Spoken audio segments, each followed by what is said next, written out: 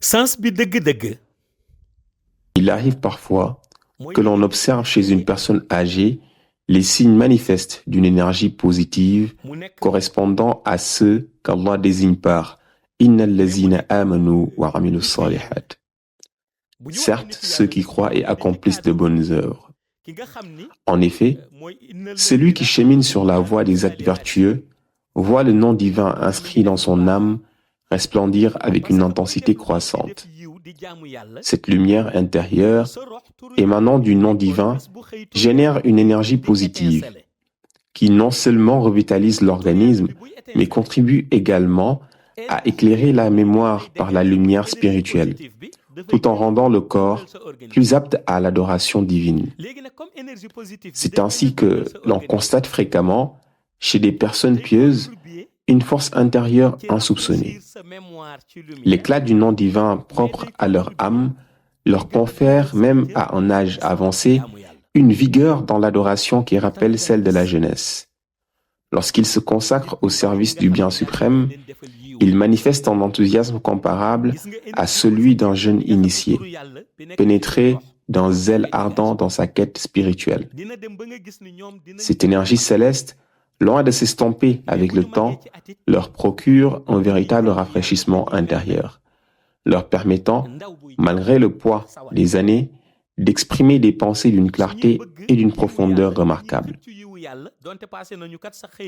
Ainsi, il n'est pas rare d'entendre un vieil homme tenir un discours d'une éloquence saisissante, avec une précision et une acuité d'esprit qui surprennent même les auditeurs les plus avertis.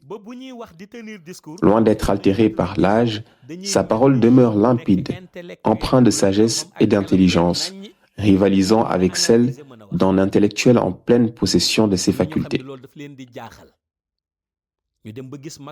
Ce phénomène trouve son origine dans la préservation de l'âme. Celui qui la protège voit celle-ci irriguer son être tout entier, insufflant à son organisme une vitalité spirituelle. L'âme peut être affaiblie par les péchés, mais elle ne suit pas le processus de vieillissement. Cependant, ce qui peut l'aider à retrouver son état initial, alamul arwa, le moment où elle est implantée dans la goutte de fécondation, avec le nom divin qui rayonne jusqu'à sa naissance et son passage à l'âge adulte, c'est que l'être humain, une fois parvenu à l'âge de la maturité, suit la voie de la bienfaisance et de l'adoration divine, tout en pratiquant assidûment le zikr. L'âme se manifeste à travers différentes dimensions. Lorsqu'elle réside dans l'organisme humain, que ce soit chez l'homme ou la femme, elle rayonne sur 3 niveaux principaux. Le premier niveau, où l'âme scintille intensément, est atteint lorsqu'elle se situe dans l'état de mu'minuna haqqan, l'état de véritable croyant. Dans ce cadre, le rayonnement spirituel du musulman s'accroît progressivement, alimenté par la lumière divine, jusqu'à atteindre ce degré constituant la première station. Le deuxième niveau correspond à l'état où l'âme poursuit son ascension lumineuse jusqu'à atteindre le degré de sainteté, celui des walis, les saints. Lorsqu'elle parvient à ce stade, elle acquiert une dimension supérieure de pureté et de proximité divine, caractéristique de ceux que l'on qualifie de saints. Enfin, le troisième niveau est celui où l'âme, tout en étant déjà dans le cadre des walis, s'intègre dans le cercle des qutb, les pôles spirituels. Cependant, il arrive parfois que l'on observe une personne dont l'âme a atteint ces 3 niveaux spirituels sans qu'elle ne soit formellement désignée comme un qutb. Dans le monde du haïb, l'invisible, on peut ainsi percevoir des âmes ayant accédé à ce 3e niveau sans en porter le titre. La question qui se pose alors est la suivante. Qu'est-ce qui permet à une telle âme d'accéder au 3e niveau sans appartenir formellement au cercle de qutb? La réponse réside dans la pratique fervente du zikr de la Salatul Fatiha. Celui qui contemple ces réalités dans le monde ghaib se rendra compte de la raison pour laquelle les élus d'Allah suivent Mawla Cheikh Tijani Chérif. Ainsi, il n'est pas rare d'observer une âme se développer progressivement en intensifiant son rayonnement. D'abord, elle atteint le premier niveau, celui de Mu'minuna haqqan, puis continue à scintiller jusqu'à accéder au deuxième niveau, celui de Wali. Et poursuivant son ascension, elle parvient finalement au troisième niveau, celui de Qutb, alors même que son détenteur ne fait pas partie formellement de ce cercle restreint. Or, en principe, nul ne devrait atteindre ce degré sans être un membre effectif. Dès lors, lorsqu'on s'interroge sur la force qui a permis à cette âme d'accéder à ce troisième niveau sans être formellement en Qutb, la réponse demeure invariable. C'est par le zikr de la Salatul Fatiha qu'elle y est parvenue. Telle est la puissance incommensurable de la Salatul Fatiha. Dans le cadre de cette réflexion sur l'âme, nous comprenons que la science d'Allah, comme je l'ai déjà énuméré auparavant, renferme un savoir exceptionnel.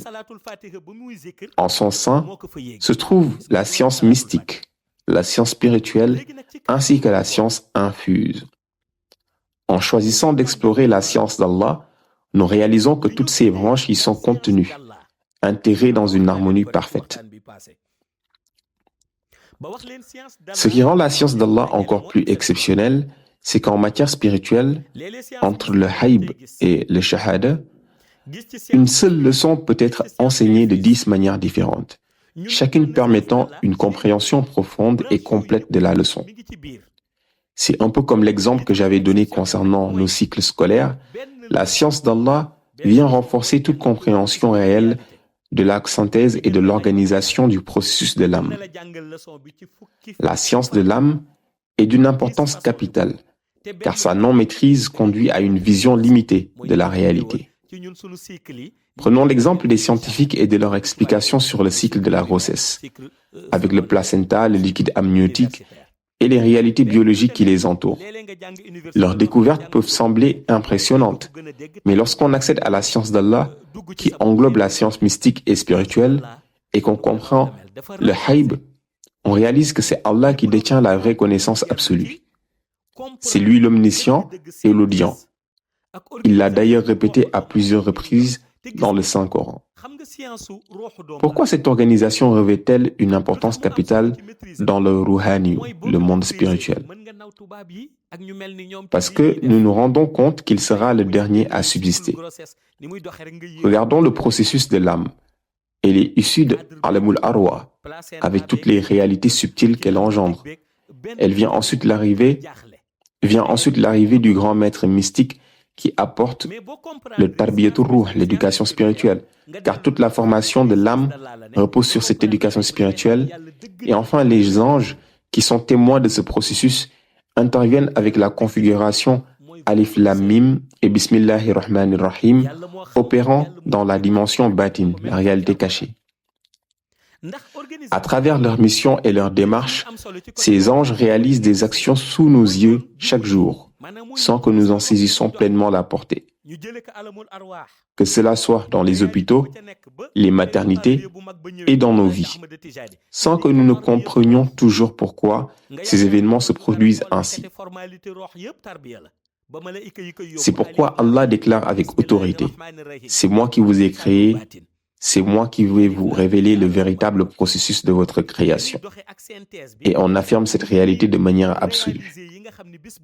Ainsi, c'est lui seul, Allah, qui détient la vérité ultime et qui, par sa volonté, nous révèle la manière dont il nous a créés.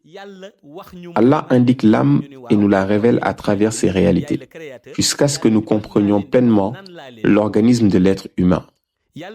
Bien que celui-ci, malgré la présence de son âme en son sein, suive inexorablement le processus de vieillissement. L'âme, quant à elle, n'y est pas soumise. Cependant, elle peut être affaiblie lorsqu'elle dégage une énergie négative, ou au contraire, gagner en puissance spirituelle lorsqu'elle diffuse une énergie positive. Dans chacune de ces manifestations énergétiques, nous observons des effets secondaires qui se répercutent directement sur l'organisme qui englobe l'âme. C'est ainsi que nous saisissons plus profondément ce que j'évoquais précédemment à propos des enseignements de l'imam al-Ghazali. L'histoire rapportée sur l'imam al-Ghazali après son décès illustre parfaitement cette compréhension. Avant de quitter ce bas monde, il avait rédigé une lettre, et lorsqu'après sa mort ses proches la lurent, ils y découvrirent ces paroles troublantes. Vous êtes en train de regarder la couverture corporelle qui s'est allongée devant vous, faisant référence à son propre corps sans vie. Et vous pleurez en vous demandant ce que vous devez faire de ce corps. Puis dans sa lettre, il leur adresse ces paroles étonnantes. Si vous voulez, vous pouvez jeter ce corps. Interloqués, ses proches, poussés par la curiosité, se demandèrent pourquoi une telle déclaration.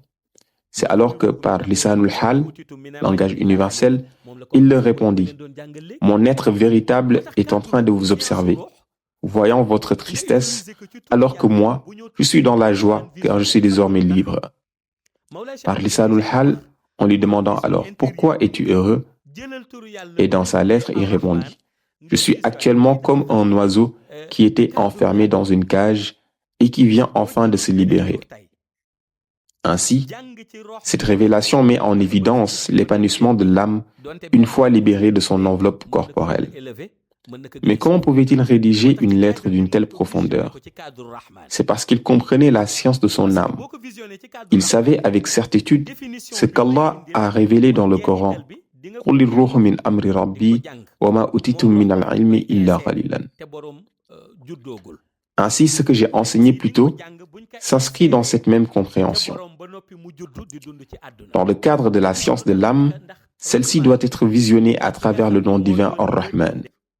Savez-vous pourquoi Mawlaya Cheikh Ahmed Tijani recommande aux détenteurs de la vision intérieure de percevoir des processus de l'âme à travers ce nom divin précisément? C'est parce qu'il sait que dans l'ordre divin, si l'on utilisait un autre nom d'Allah pour comprendre le déroulement du processus de l'âme, l'enseignement qui en découlerait pourrait être différent. Chaque nom divin contient une réalité spécifique. Et bien que tous appartiennent à Allah, leur influence sur la perception spirituelle peut varier en intensité. Certains pourraient élever la compréhension à un niveau supérieur, d'autres pourraient la situer à un degré moindre. Pourquoi Mawlaya Cheikh Ahmed Tijani nous a demandé de consulter la science de l'âme à partir du nom Ar-Rahman? Parce que si l'âme est visionnée sous l'éclairage du nom Ar-Rahman, la définition qui en découle sera la finalité. Ainsi, par ce nom, le détenteur de la vision intérieure pourra apprendre l'insertion de l'âme avant même que l'être qui la reçoit ne soit né, le parcours de l'âme après son insertion dans l'organisme qui naquit et évolua dans le monde. Et lorsqu'on lui demande la raison de cette précision spirituelle, Mawlaya Cheikh Ahmed Tijani répond avec clarté, parce que le nom Ar-Rahman désigne celui qui détient la miséricorde divine sur terre, par la grâce du prophète Mohammed, paix et salut sur lui.